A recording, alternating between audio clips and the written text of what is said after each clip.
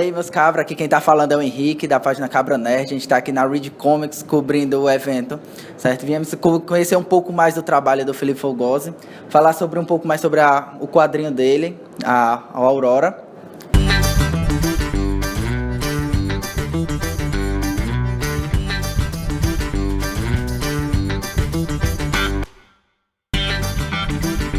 E saber um pouco como ele fez, as ideias e como ele entrou nesse mundo do quadrinho, né? Porque eu já vi várias reportagens dizendo que você é um grande amante desse mundo, e eu queria saber como você entrou, começou a ler, como chegou, Na verdade, meu pai que me ensinou. Meu pai, ele comprava quadrinho, né? E ele meio... Quando eu ainda não era nem alfabetizado, assim, uns 5, 6 anos, ele já me dava quadrinho. Eu via a figura, gostava, né? Entendia meio que a história pelas figuras. Aí, com 7 anos, quando, né, aprendi a ler, não parei mais de ler quadrinho. E, na época, faz tempo, né?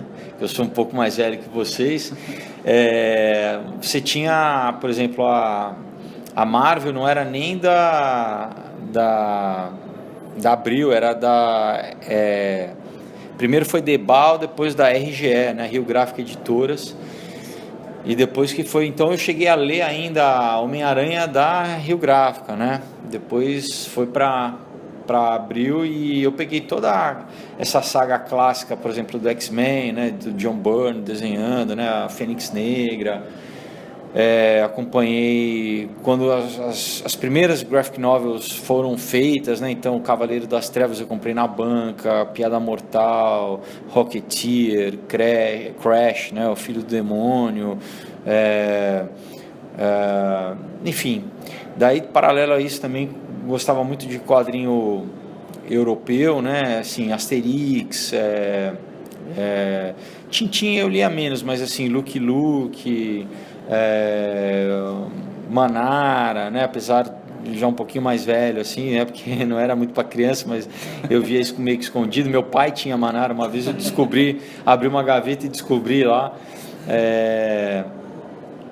Moebius, enfim. Então, assim, e também um nacional mais, na época, mais independente, né? Chiclete com Banana, né? Que daí tinha o Bob Cuspe, a Rebordosa, né? Do Angeli, Nickel Náusea, né? Tinha uma revista chamada Circo, que também tinha, daí era uma galera, Laerte, toda uma galera mais independente, assim, já na época publicava nessa revista Circo. Enfim, então eu cresci, né? Faz parte da minha, junto com cinema, né? Junto com TV, então eu cresci lendo quadrinho e não imaginava que eu um dia fosse ter assim, né? Mas eu na escola eu cheguei a fazer fanzine, né? Então, assim, eu desenhava, né? Desenhava até relativamente bem, assim. Quando eu comecei a trabalhar como ator, né? Meio que eu foquei toda a minha veia artística, vamos dizer assim, nessa área, né? Mas depois eu fui fazer faculdade de cinema, mais focado em roteiro, né? Morei 2 anos nos Estados Unidos, me especializando em roteiro, né? Morei em Los Angeles, estudei no UCLA. Um pouco antes de eu morar fora, eu participei de um concurso aqui no Brasil, promovido pelo Ministério da Cultura, chamado Concurso Nacional de Dramaturgia, que era para teatro.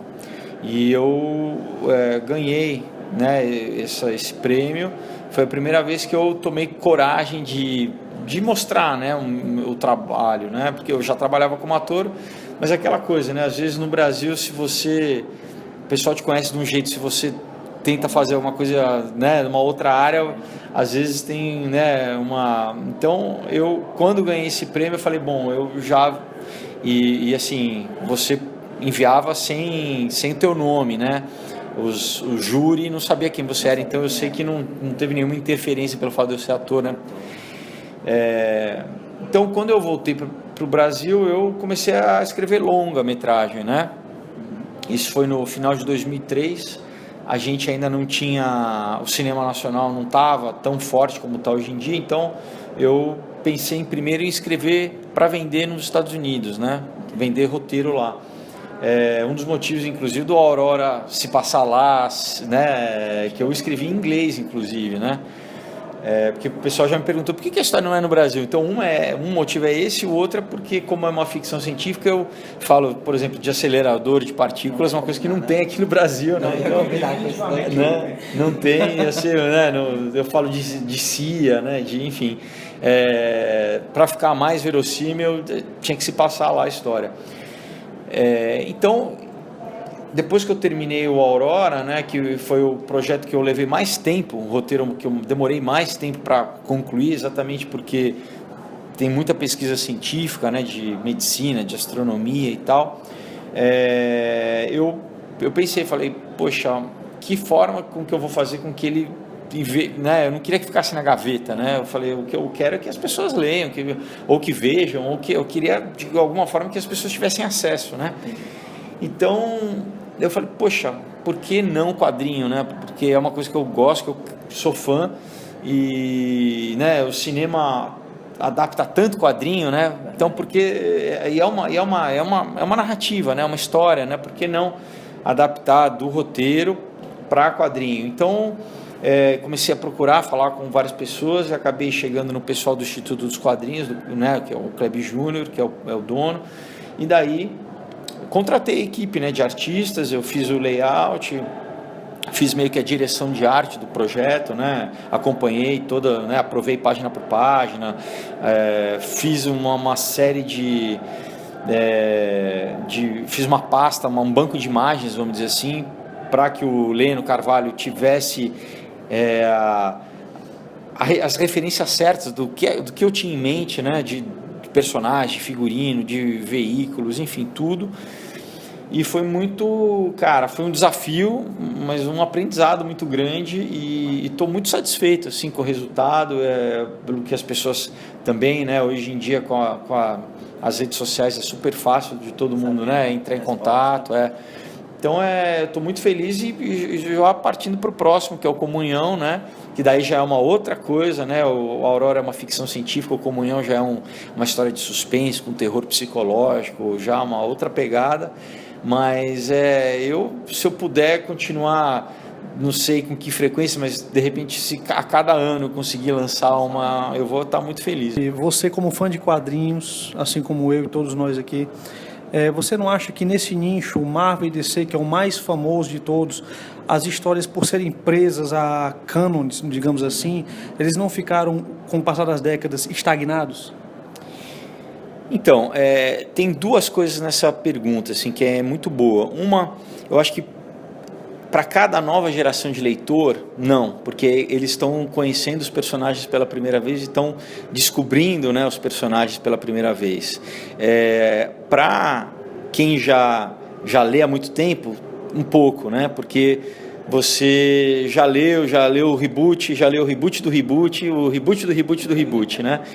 Então, o que a gente tem, eu, né, até falei numa entrevista outro dia, me perguntaram o que você tem lido. Eu tenho lido muito quadrinho independente, principalmente, até porque indo nas feiras eu tenho muito quadrinho independente nacional, né?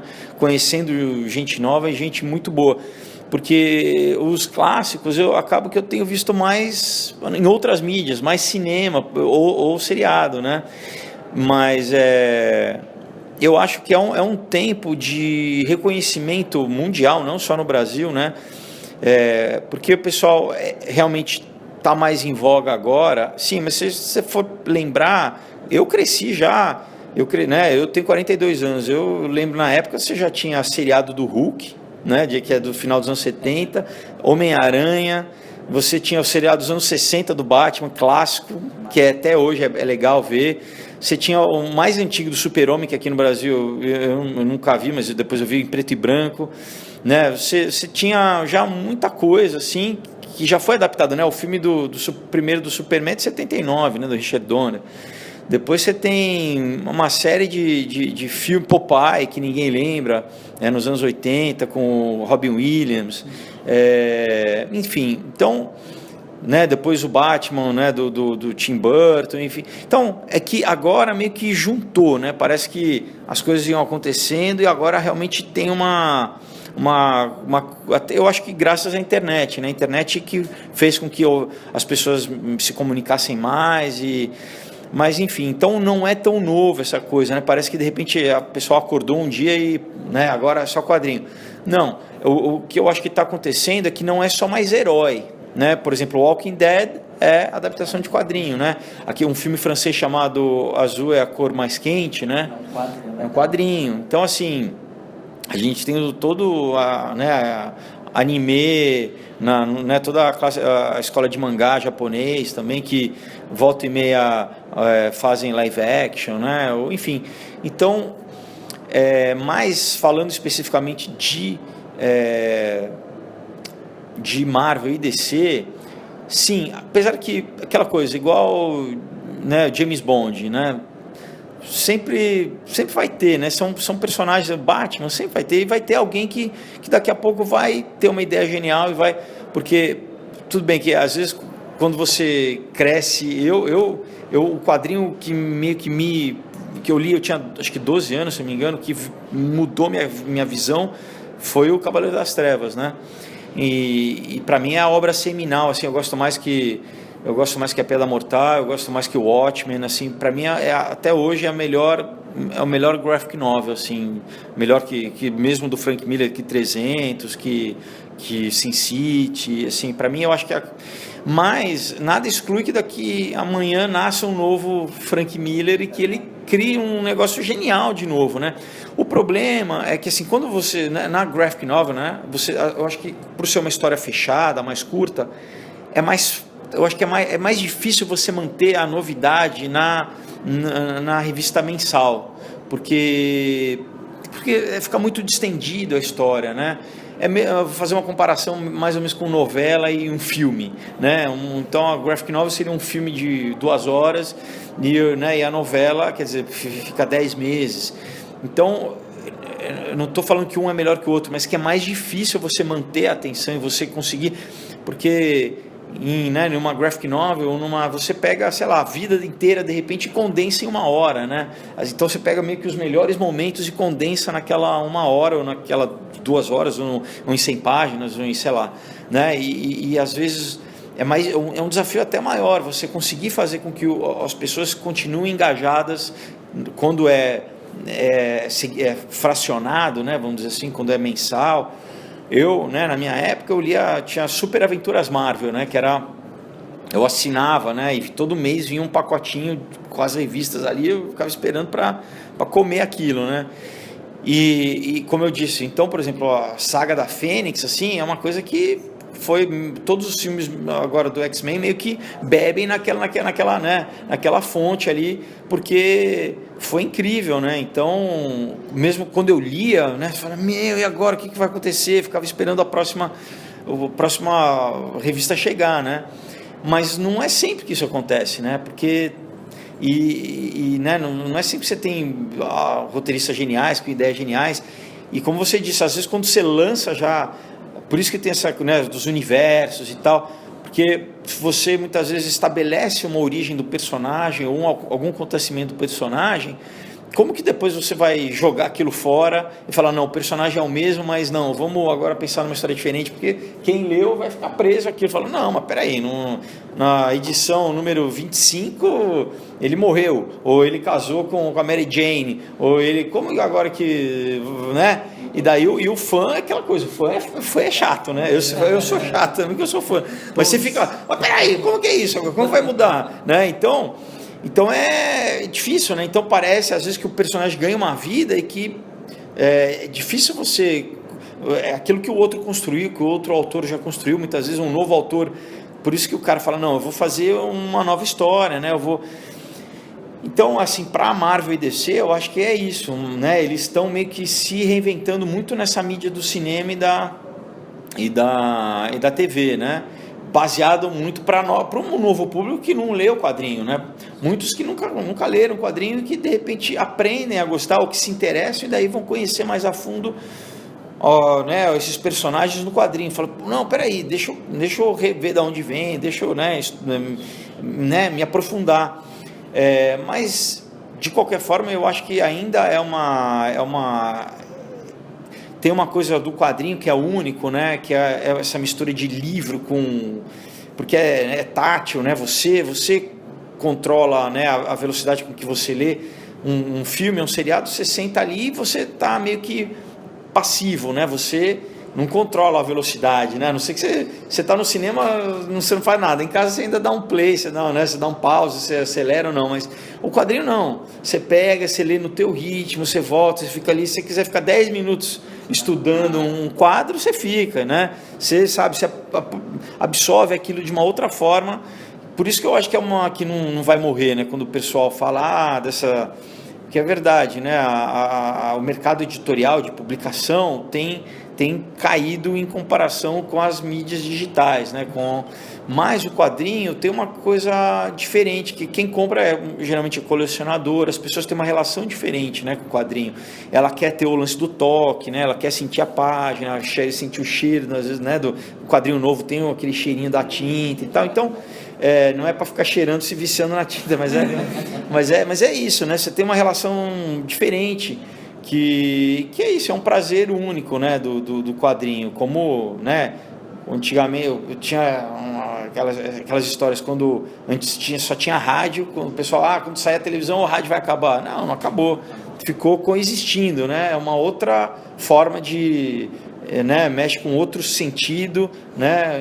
Enfim, então eu acho que o quadrinho ele tem seu lugar garantido. E é muito interessante ver esse diálogo, né? Assim, essa é uma forma, de repente, de novos talentos, né? Não estou falando de mim, falando, né, de gente produzir, porque, querendo ou não, é ainda mais acessível, né?